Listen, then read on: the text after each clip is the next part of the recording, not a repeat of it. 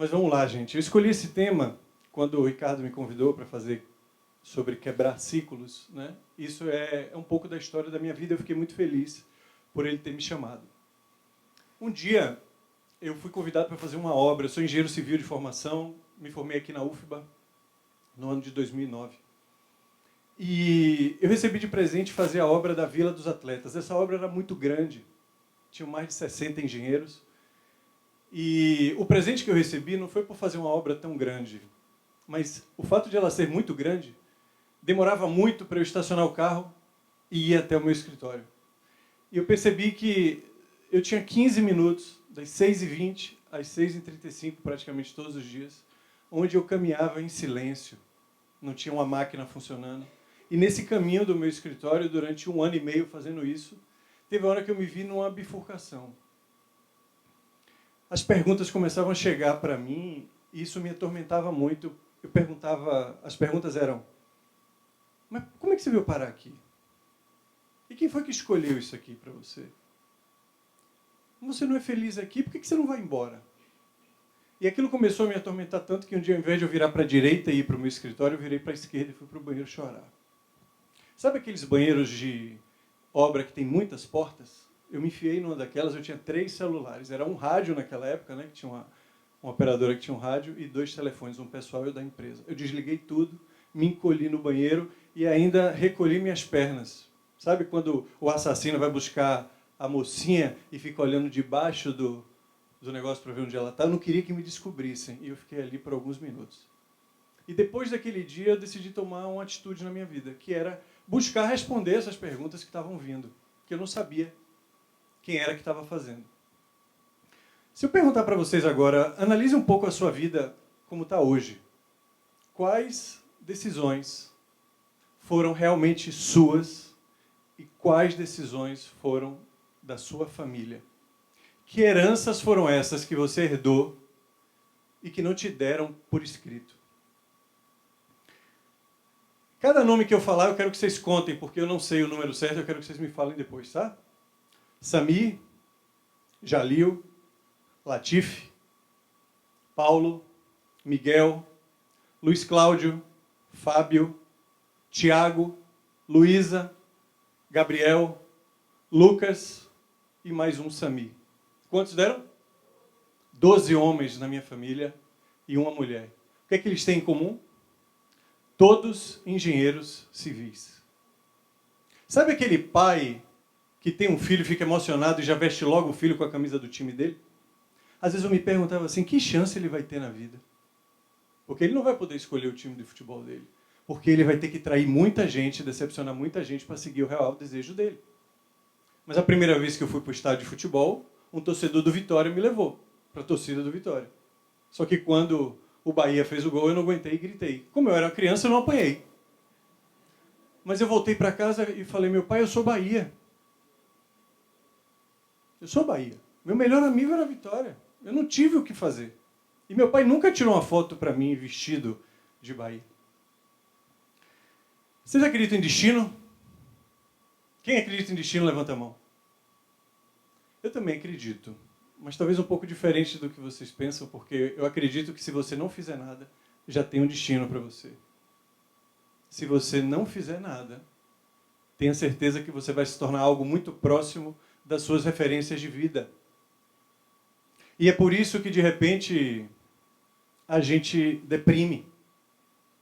Porque vir para uma vida dessa e não honrar uma inclinação que às vezes está muito clara para a gente. Estava muito claro para mim que eu era um comunicador. Por que estava claro? Porque eu seguia a profissão de meu pai.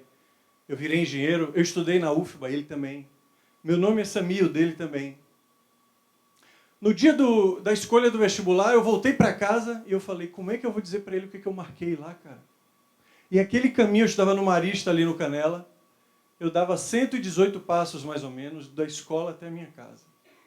E foram 118 passos mais longos da minha vida, porque eu escolhi pedagogia. Porque eu perguntei à pessoa lá, falei, para ser professor, é o que o nome que marca? Ela falou, é pedagogia. Eu falei, então é isso aí mesmo. E aí ela falou assim, ó, segunda opção, porque tinha aquele negócio de segunda opção, né? Não era Enem na minha época. Aí eu falei, bota engenharia aí. Aí botei. Aí eu cheguei em casa e ele falou, e aí? Eu falei, cara... Aí, pô, você falar que quer ser professor no Brasil, a pessoa te olha com cara de pêsames, né? E ele olhou com essa cara para mim. Acho que foi a primeira vez que eu decepcionei ele. Ele falou, rapaz, veja bem, a formação de engenharia é tão boa. Pense melhor. Aí eu voltei e cheguei para a mulher e falei assim, eu queria trocar. Mas eu queria inverter. Bota engenharia como primeira e pedagogia como segunda. Aí voltei para casa. Aí ele falou, e aí, botou o quê? Eu falei, engenharia. Você me disse que era uma boa formação. Ele falou, e segunda opção? Eu falei, pedagogia. Ele falou, não faça isso não, rapaz. Volte lá e bote medicina. Eu falei, meu pai, ninguém passa em medicina, às vezes nem na primeira. É tão difícil, como é que eu vou passar na segunda? Eu fui lá e voltei. E botei isso aí. E eu segui o plano dele, porque nossos pais amam a gente. Mas você acha que os nossos pais, querendo o melhor para a gente, vão querer o que é mais seguro? Ou vão querer que a gente viva uma grande aventura? Fale a verdade quando você dá um conselho para o seu filho. Quem é pai aí sabe. Esse mundo é muito perigoso, a gente já nasce sabendo disso. Meu Deus, tem gente que está pensando em nem ter filho mais, porque esse mundo está assim. E eu segui. E foi a melhor coisa que eu fiz, paradoxalmente, foi seguir aquilo ali. Porque um dia, durante 15 anos na engenharia, e trabalho para mim significa nada mais do que você é pago para se experimentar. É assim que eu encarava o trabalho. Então eu entrei naquele trabalho, eu fiz várias obras pela minha cidade, pelo Brasil, e eu falei, cara, vai ter uma hora aqui que experimentando isso aqui, eu vou descobrir um pouco mais de mim. E eu disse aos meus alunos outro dia numa aula que eles deveriam levar a sério a vida como eles levam a bateria do seu celular. Porque quando a bateria está acabando, você fica desesperado. Aí você fala assim, alguém tem uma tomada aí para eu carregar? Né? Assim, aí você vai, às vezes está no meio de uma festa, você fica assim, ó, tem uma bateria aí, tem uma tomada aí, onde é que tem uma tomada? O cara lá, quando vê o cara está se agachando assim, ó, mas ele pluga, ele fica rezando para aquele negócio mostrar que está carregando, né? E se não carregar, ele vai e troca na mesma hora, até plugar. E eu falei, como é que a gente fica indo para lugares que tiram a nossa bateria? E fica ali por anos. A gente não faz isso com o nosso celular. Como é que a gente encontra e vive com pessoas que também desnutrem a gente? E a gente fica ali por tanto tempo. Por que a gente faz isso? Eu comecei a ficar intrigado com esse negócio. E um dia, meu chefe faltou numa obra. E o técnico de segurança falou assim, olha, todo dia a gente tem que fazer o DDS, que é Diálogo Diário de Segurança. A gente tem que falar sobre segurança. E todo mundo sempre falava, ó, tem que botar capacete, tem que botar óculos, tem que botar protetor ocular, senão fica surdo. E eu olhava a galera bocejando lá na obra, 2.000 homens, 3.000 homens. E eu falava assim, rapaz, se eu pegasse esse microfone, eu ia falar tudo diferente. Aí um dia, ouviram isso, e meu chefe, quando faltou, o técnico de segurança falou assim, ele mandou entregar para você dar o recado hoje. E quando eu cheguei, a cena era exatamente essa. A diferença é que tinha carpinteiros, encanadores, serventes, pedreiros, e agora tem vocês.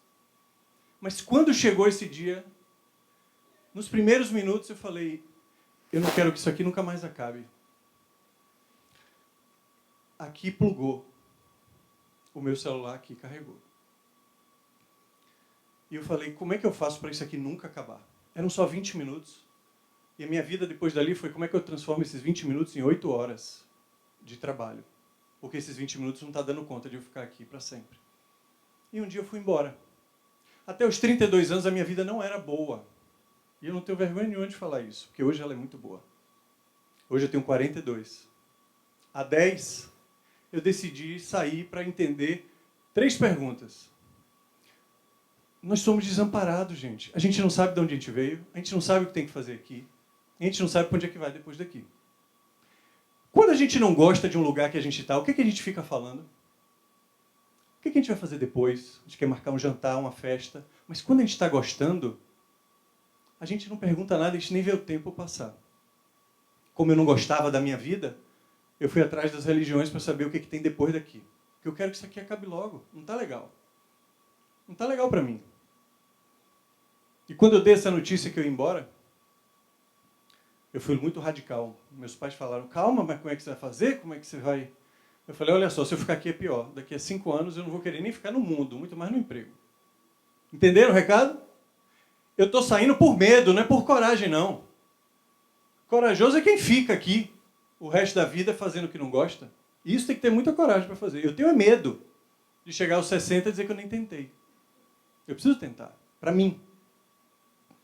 E me deparando com as escrituras, eu fui parar na Índia. O Mahabharata, que é a Bíblia indiana, dentro dela tem uma história que é o Bhagavad Gita. Alguém já ouviu falar do Bhagavad Gita? Brevemente, uma batalha entre duas famílias, Pandavas e Kauravas. O chefe dos Pandavas, que era o Arjuna, ele era o herdeiro legítimo do trono que estava vago. Só que quando ele estava no meio da batalha, na sua carruagem, o seu cocheiro estava lá, o seu guia, ele olhou para o outro lado da batalha e tinha seus primos, seus tios, seus irmãos, e ele falou, eu não posso lutar contra eles.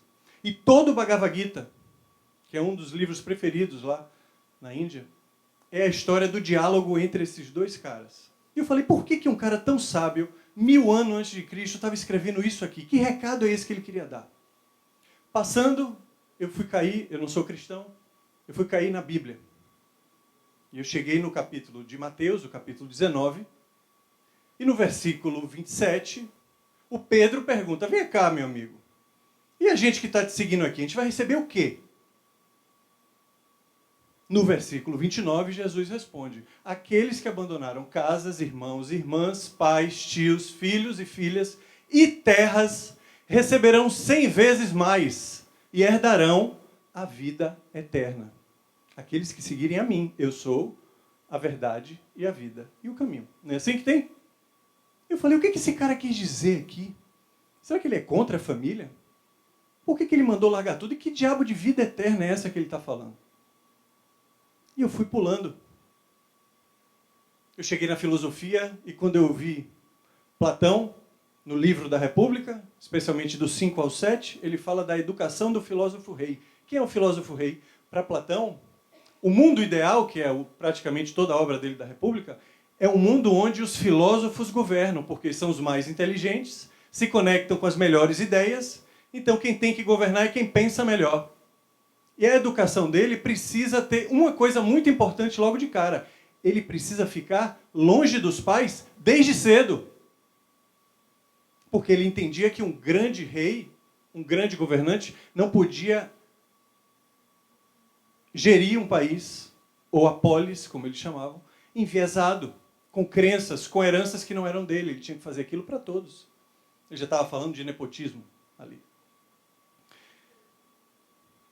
Quanto mais eu estudava, mais eu tentava entender os recados, porque eu não acho que a humanidade, para ter se transformado do jeito que a gente se transformou, conseguiu interpretar o que tanta gente inteligente que veio antes da gente quis dizer. Não é possível. E eu acho que agora a gente está começando a tentar entender. Quando eu falei de vida eterna, eu não tenho dúvidas que o que ele quis dizer é uma vida que tem você. É uma vida que você não quer que acabe nunca. Um dia eu me deparei com um texto de um filósofo alemão chamado Nietzsche, já mais no século XIX, chamado Uma Noite com o Demônio. Nesse texto ele diz, e se um demônio, na mais sua solitária solidão, chegasse para você e dissesse, ó, essa vida como você vive hoje, você ainda vai viver inúmeras vezes. Com cada dor, com cada momento, com cada alegria, com cada prazer, com cada aranha nesse luar, e ele chama de poeira, poeirinha. Tudo que aconteceu de maior e de mais indizivelmente pequeno há de repetir. Se ele te dissesse que é essa vida que você vai ter todas as vezes, você o amaldiçoaria ou o chamaria de Deus por não ter ouvido algo tão divino na sua vida? Aos 32 anos eu respondi que não, eu não queria essa vida de novo. E ele diz lá, se você diz não, muda. Se você diz sim, parabéns, você está vivendo a vida ética, a vida que você deve viver. Que é a segunda pergunta. Da onde viemos, não sabemos. O que temos que fazer aqui? Viver a única vida que é para você. A vida do celular. A vida que pluga, a vida que bate a abelha na cabeça do marido de Ana Paula. Que a vida, às vezes, dá isso pra gente. Esse presente de falar assim, você experimentou? como Pedro falou aqui, de experiência. Tem horas que você experimenta e coloca em prática algo que você acredita muito e que você não sabe por quê. Você acha que foi pensado eu marcar pedagogia? Minha mão foi sozinha. Um dia eu vim para cá, para esse palco, fazer uma palestra chamada Diálogos do Coração. Eu não sabia o que eu ia falar hoje. Antes de eu vir para cá e levantar, Vitor falou, fale com o coração. Foi assim que eu cheguei até aqui, quando eu me desconectei daqui e fui fazer o caminho mais longo da minha vida, que é daqui para cá. É esse caminho que a gente precisa fazer somente.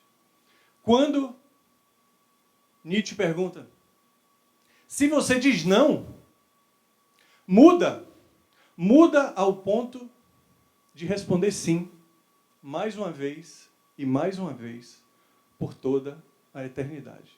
E quando eu li esse texto, chorei muito, porque ele conseguiu traduzir o que eu entendi por vida eterna.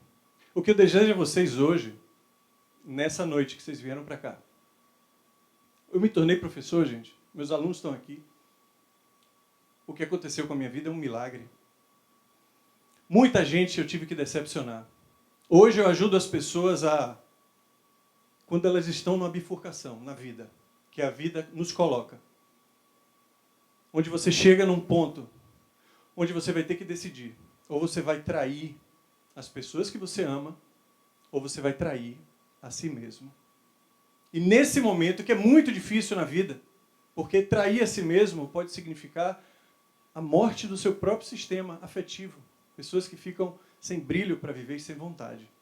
É nesse momento que os meus alunos chegam hoje, e eles estão aqui, muito obrigado por terem vindo, me pedindo ajuda para conseguir bancar os seus próprios desejos, para conseguir mudar a sua própria história. E isso pode ser feito a qualquer momento, inclusive a partir de agora. É isso que eu desejo para vocês. Muito obrigado.